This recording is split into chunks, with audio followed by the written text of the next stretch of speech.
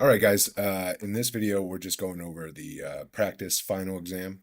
So if you're in honors chemistry, right, this is a good uh, practice exam. And if you're in Chem 1, it's also a good practice exam. Remember, for Chemistry 1 students, your final exam is going to be 40 questions, um, but, similar topics as this practice test. So this would be good review for Chem 1 students. And if you're in honors chemistry, your final exam is 45 questions.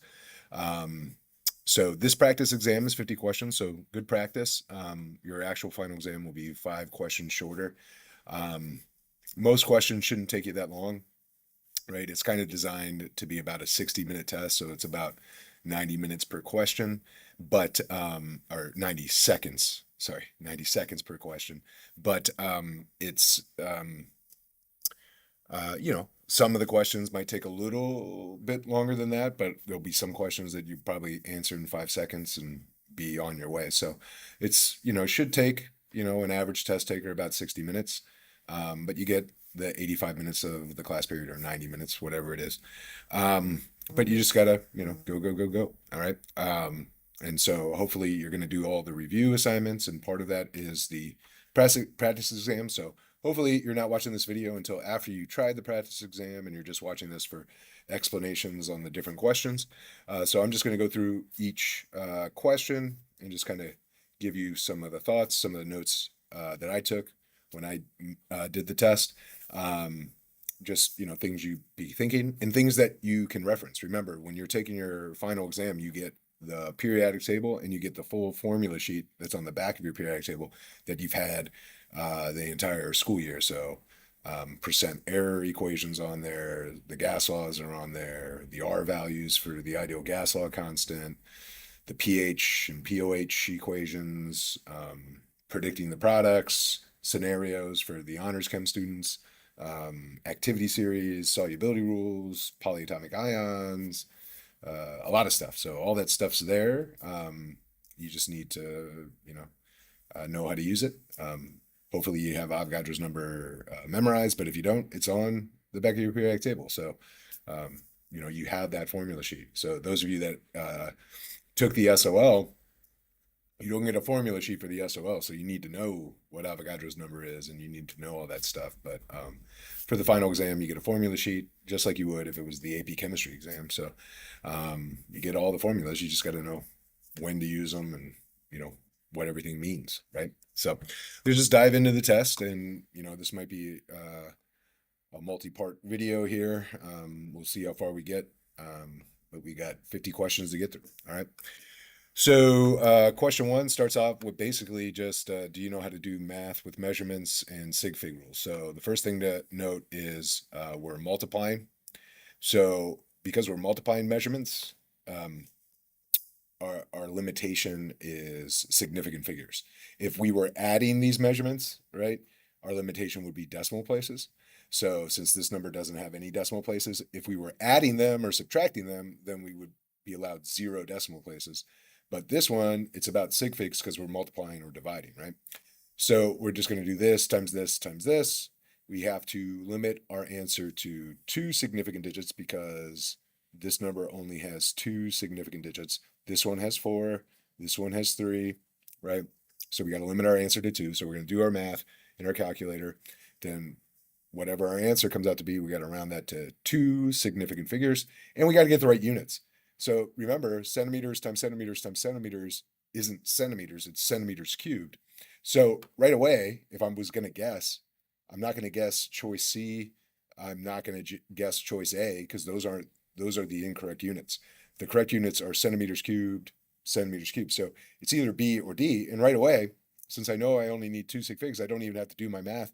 I know my answer is B because this has 2 sig figs, and just because it's in scientific notation doesn't change anything. This one has 3 sig figs, right? So the answer is B. All right. So if we go to our notes here, right, notice I eliminated choice C and D. I did that right off the bat because they both have 3 sig figs. But remember, the other reason why you can eliminate choice C is because it has the wrong units, right? Notice choice A, wrong units, right? Right, centimeters times centimeters times centimeters. Right, if it was centimeters times centimeters, that should be centimeters squared. But if you length times width times height, right? You get a volume, right? Centimeters cubed here. Okay, so the answer is B. Okay, so we go to the next question. What is the name of the phase change that occurs? So this is just gas to solid. So A, we just need to know that's called deposition. So we know the answer is choice C or choice D. Okay. Now, endothermic or exothermic, hopefully we have those memorized, and deposition is exothermic, so the correct answer should be C. But if we forgot that, right, to go from gas to solid, the particles have to slow down, right? And if the particles have to slow down, they have to lose energy. If they have to lose energy to do the change, that means exothermic, a release of energy, a loss of energy. Okay. So if it was the other way around, if it was solid to gas, that would be sublimation, and sublimation is endothermic. So if it was solid to gas, that would be your correct answer choice. But since it's gas to solid, that's called deposition, and that is an exothermic process. Okay. So gas to solid, particles have to lose energy to do that change. So that's an exothermic process, and it's called deposition. Okay.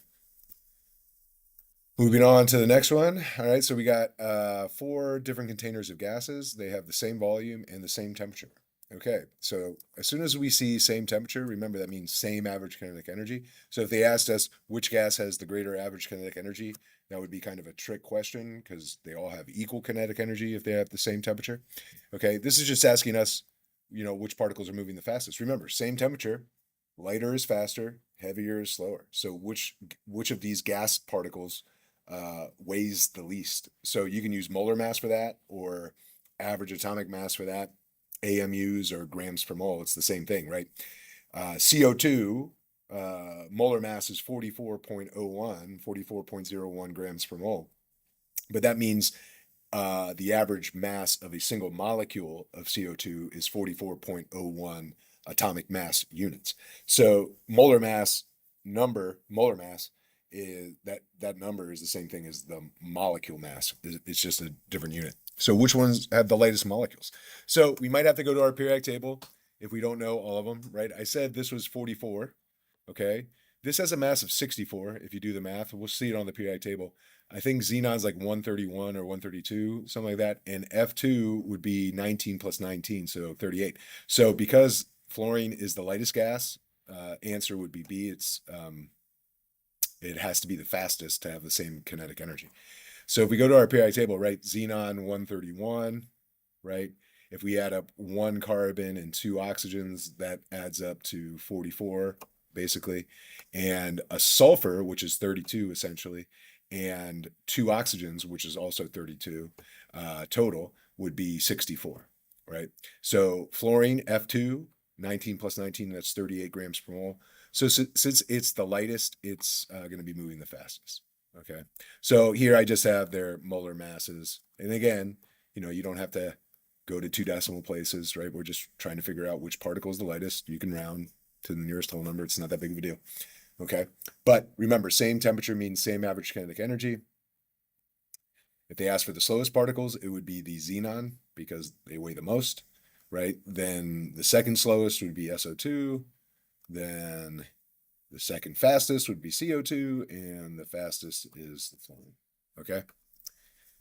All right. So we'll go back to this one. All right. So a sample of a mystery covalent gas takes 224 liters at STP. So STP, standard temperature pressure, that means 1 mole of gas occupies 22.4 liters. So if we take this and divide it by 22.4, we get 10. So we have 10 moles of gas. So all we have to do is multiply 10 by Avogadro's number. So that just means 10 to the 23rd becomes 10 to the 24th. So that's our answer, right? So remember, when you see STP, that means you're at standard temperature and pressure, and you know that 1 mole of gas occupies 22.4 liters. So if this is your total volume, take your total volume, divide it by 22.4. That gives you how many moles you have. In this case, we have 10 moles. And so 10 times Avogadro's number gives us our number of particles. Okay. All right.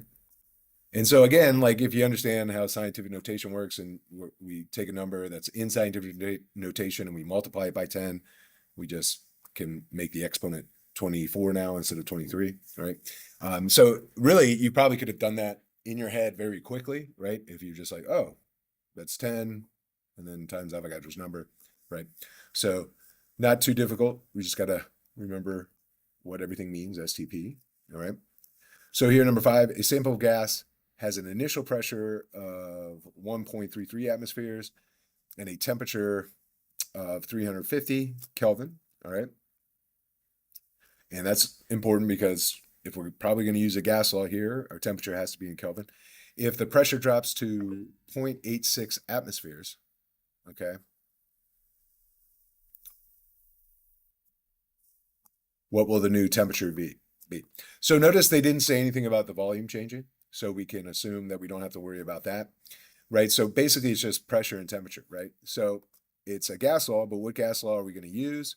So let's go to our periodic table, but let's go to our formula sheet, right? So here we have the combined gas law, but notice it's not P1 V1 over T1 equals P2 V2 over T2. Notice it's P1 V1 T2 equals P2 V2 T1. So what do they do to the combined gas law that we're used to seeing, right? They just cross multiplied the T1 and the T2, all right?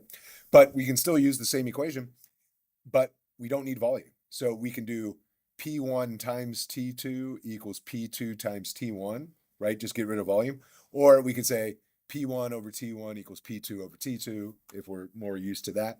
And we're using Gay-Lussac's law, but again, you don't need to know the name. You just need to know that pressure and temperature have a direct relationship. So if one goes up, the other goes up. If one goes down, the other goes down. So if we go back to the question, right, what happened to the pressure? The pressure decreased, right? So that means the temperature should also decrease. So we can eliminate anything that's above 350 because we know the temperature has to go down. So we know A can't be the correct choice. We know B can't be the correct choice because those are all higher temperatures and the temperature needed to go down. If you had to guess, it's probably going to be this one because this is so close to absolute zero that it's probably not really going to happen. So it's probably going to be this one, right? But we can do the math, right? We can take our time, right? We spent a second on this one. We spent 4 seconds on this one. We spent 30 seconds on this one. So we got some time if we want to do our algebra here. All right. So if we go to number 5, do I have it worked out? So again, know what to expect, right? Know the relationship. The pressure's going down, so the temperature should go down, right? So here's our gas law, right? We have everything except for T2. So here is everything plugged in except for T2. So we got to solve for T2. So what's T2 going to be equal to? In your calculator, you'll do 0.86 times 350 divided by 1.33, and that'll give you T2. And remember, it'll be in Kelvin.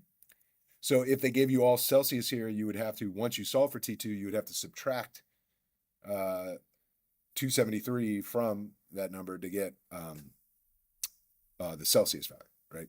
But when we solve for T2, we end up with 226 Kelvin, all right? So gas law question, all right? So here, what would the name of an organic molecule with the formula of this be?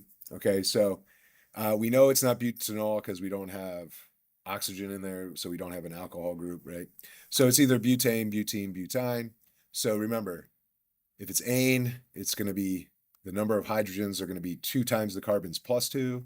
If it's ene, it's going to be 2 times the number of carbons. And if it's ine, it's going to be 2 times the number of carbons minus 2.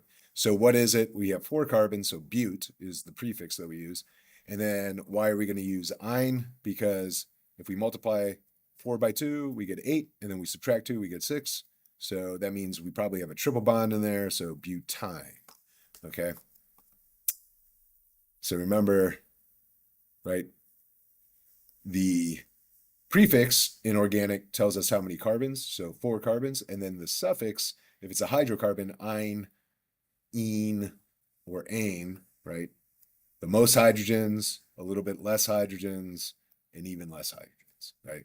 Because as we add a double bond or a triple bond between our carbons, we have to take away hydrogens because carbon can only have 4 total bonds around, okay?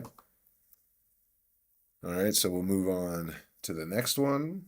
All right, so what would be the molarity of sulfate ions in this? So we got to be careful here, right? A lot of times when we see volume and molarity, maybe we're thinking, oh, we got to convert that to liters because liters times molarity gives us moles. And, that's good.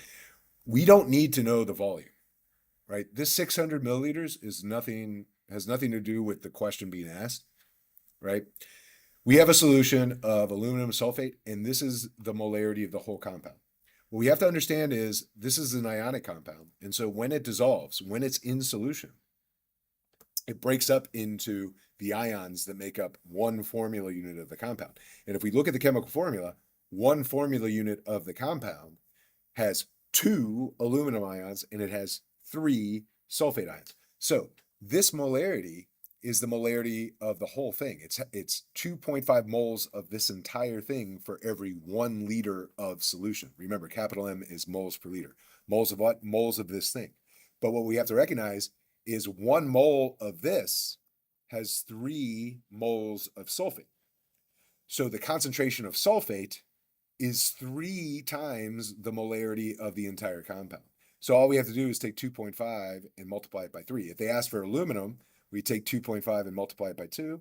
If they ask for sulfate, we take 2.5 and multiply it by 3. But the only reason we're doing that is because this is an ionic compound, and ionic compounds ionize, they dissociate, the ions separate when they're in solution, okay?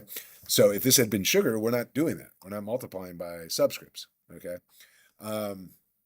So just 2.5 times 3, and I'm guessing that's 7.5. And let's just double check on the key. Yes. All right. So again, if they had asked for, and notice here I just wrote, hey, that's a distraction. We don't need that. It means nothing. Now, if they asked us how many moles, now we would do liters, 0.6 liters times that molarity, and that would give us moles of just sulfate we have in solution, right? If we do 0.6 times 2.5, that gives us moles of this entire thing that we have in solution, okay? All right, let's move on to the next. All right, so we have this chart, okay, volume reading. So we have an empty graduated cylinder, 60 milliliters of water, and then the combined volume. Then we have the mass of just the graduated cylinder when we have the water in it, and then when we have everything in it, right? And we want to find the density of object Z, all right? So what are we going to do? We're going to do this minus this to get the volume of Z.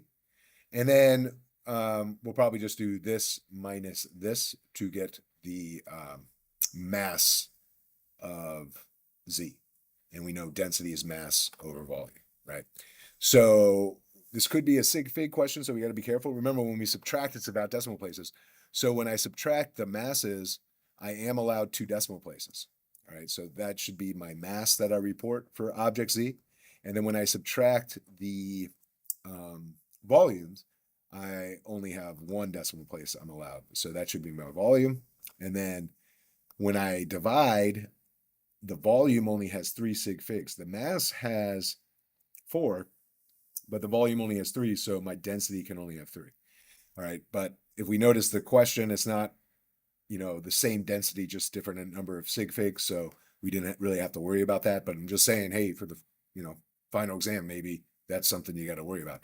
Maybe you got 3.4, maybe you got 3.40, maybe you got 3.41 or whatever, 419, right? And so if you saw this basically the same answers, just different number of significant figures, then that's when it's really not about the density. It's about, how many sig figs should I report, right? But this one, it's just, hey, what's the density? And if you did it right, you should have got 3.4 grams per milliliter, okay?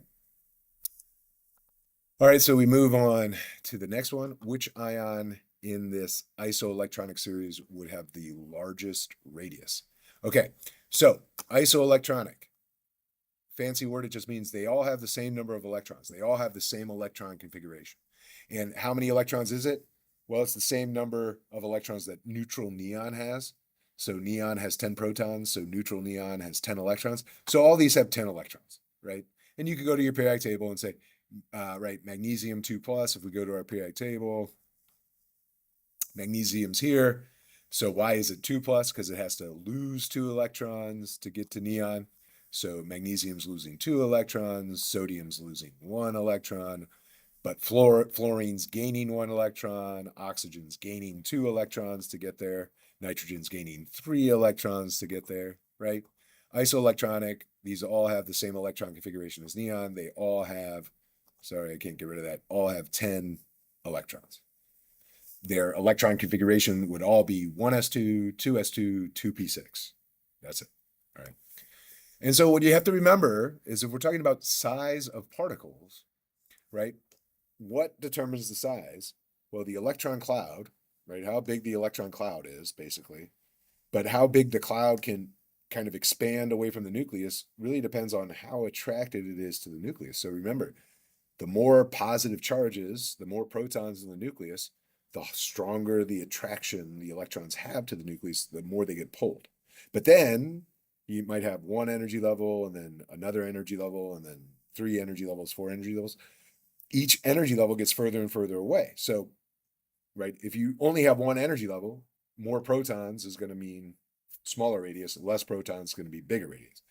If you have the same number of energy levels, what's going to dictate the size? The number of protons in the nucleus. More protons, smaller, because it can pull the electrons in. Less protons, bigger, because those electrons aren't as attracted to the less positively charged nucleus. Okay? So if we go to, again, let's go to the test. Whoops, here we go. If we go to the test, right, which one has the largest radius would be the one with the least number of protons, and for this one, it would be oxide. If N3 minus was a choice, it would be N3 minus, right? If they asked for the smallest for this one, it would be magnesium 2 plus, because it has the most protons. So magnesium 2 plus is the smallest of this entire grouping, and oxide 2 minus is the largest one.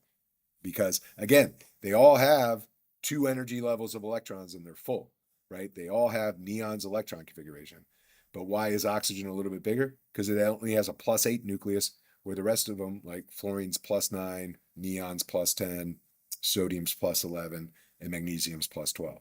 So the higher that charge, the stronger to pull the electrons, the smaller that thing is. Okay.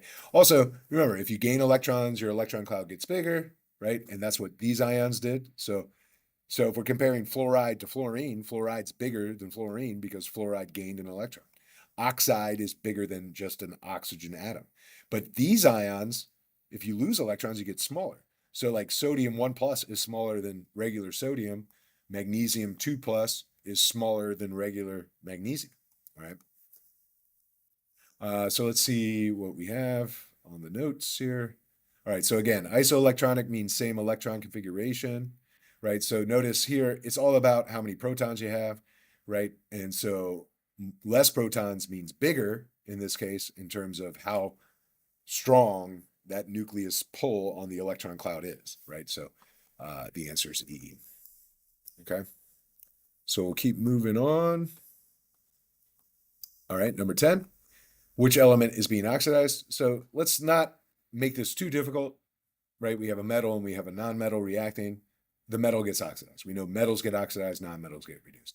If this wasn't a metal reacting with a non-metal, then really what we should do is assign oxidation numbers and see which oxidation number went up. Because if your oxidation number goes up, you've been oxidized. If your oxidation number goes down, you've been reduced. All right.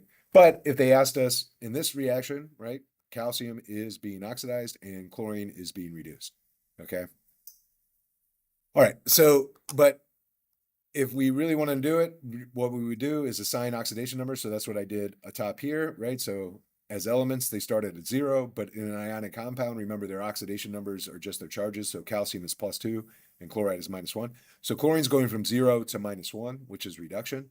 And calcium's going from 0 to +2, which is oxidation, right? Calcium has to lose 2 electrons to go from 0 to +2. So the answer is B, calcium is being oxidized and it's going from 0 to +2, right? You can eliminate this because that's not oxidation, right? That would be reduction. And this would be reduction too, +1 to 0, that would be reduction, right? So, yeah, all right. But If you ever ask what's getting oxidized versus reduced, and it's a metal and a non-metal, the metal is going to be oxidized, the non-metal is going to be reduced all the time, right? Okay. So we move on to number 11. Which of these series shows elements in proper order based on electronegativity? So notice, right, the way the greater than, less than is pointing. So they have the highest electronegative element on the left and the lowest electronegative element on the right, and everything in between. So it's decreasing from left to right in all these groupings. Okay. So we got to remember our periodic table trends. And remember, for electronegativity, it increases going this way, right? It increases going across from left to right. It increases going up. Remember, we don't really include the noble gases for electronegativity. Remember, fluorine, if you can remember this, fluorine is the most and oxygen is the second most. So it's increasing. So the lowest electronegativity is down over here. The highest electronegativity is up over here. Okay. So it's really which of these groupings is following that trend. And I think, it ends up being A, but let's see how that is. So it's carbon, silicon, germanium, and tin. So if we look at where they are on the periodic table, right? Carbon, silicon, germanium, tin. Remember, it increases going up. So of those four elements, carbon's the most and tin is the lowest in terms of electronegativity. So that is the correct series with correct order of increasing, or in this case, decreasing electronegativity. Okay, so choice A. Okay. All right, so this is giving us a shape of a molecule, or the dot structure of a molecule. Hopefully from the shape, or from the dot structure, we can tell that it's trigonal planar. The bond angle is 120. Hopefully we can tell that it's not symmetrical, so it's polar. Okay. Remember, if you have a functional group, you're polar. Okay. If you're polar, you have more than London dispersion. So like A, I can cancel out because I know it's polar. Okay. And then remember, you can only have hydrogen bonding if you have H directly bonded to either fluorine, oxygen, or nitrogen. So we do have H and we do have oxygen, but we don't have H bonded directly to oxygen, so we don't have hydrogen bonding between molecules. So it's going to be London dispersion and dipole-dipole interactions, okay, because it's polar. Now, remember, everything has London dispersion. So you can never have only dipole-dipole, and you can never have only hydrogen bonding. Everything has London dispersion, and then, hey, if I'm polar, then maybe dipole-dipole interactions, or maybe if I have one of those special bonds, I have hydrogen bonding. All right. So we have a functional group, we're polar, but we don't have a fond bond. And we have to remember we always have LDFs. Okay. All right. So number 13, in the visible spectrum of light, blank light has the blank energy and the blank wavelength. So we need to remember Roy G. Biv or Viv G. Orr. Viv G. Orr is order from highest energy to lowest energy, which means shortest wavelength to longest wavelength, right? The shorter the wavelength, the higher the energy. So Viv G. Orr, violet has the highest energy and the shortest wavelength in the visible spectrum, and red has the lowest energy and the longest wavelength in the visible spectrum. And it's Viv G. Orr in between, right? So red isn't the most energetic and violet is not the least. So violet least, it can't be correct. Red most can't be correct. Violet least can't be correct. So this has to be the right one. And it is. And instead of largest wavelength, probably longest wavelength would be a better wording, but it's still the same idea. So red has the least energy of the visible spectrum because it has the longest wavelength. Essentially, that's what we're saying. Okay. See if I have right. So remember, Viv G. Orr, the visible spectrum, violet light is around 400 nanometers, and red light in terms of wavelength is around 700 nanometers. So longest visible wavelength, shortest visible wavelength. But if you have a shorter wavelength, you're going to get hit with more waves more frequently, right? Because you have a higher frequency. So you're more energetic, more energy. Okay. All right. Number 14. We'll get to number 15 and we'll call it a day for this video, and then we'll move on to part 2 next time. All right. So here, number 14, looks like we got stoichiometry, and it seems kind of complicated, but they're asking us for moles of something. They already give us the balanced equation. We just got to be careful here and not confuse different things. All right. So also kind of understand here, they gave us formula units of nickel 3 oxide. Okay. So they gave us the starting amount of this.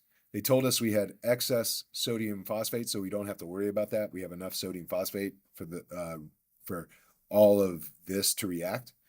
And notice they gave us the molar mass of nickel 3 oxide, right? We would need that if we were converting grams to moles or moles to grams, but this we don't need to use. So this is a little piece of information that they gave us that we don't need. It's a distractor, okay?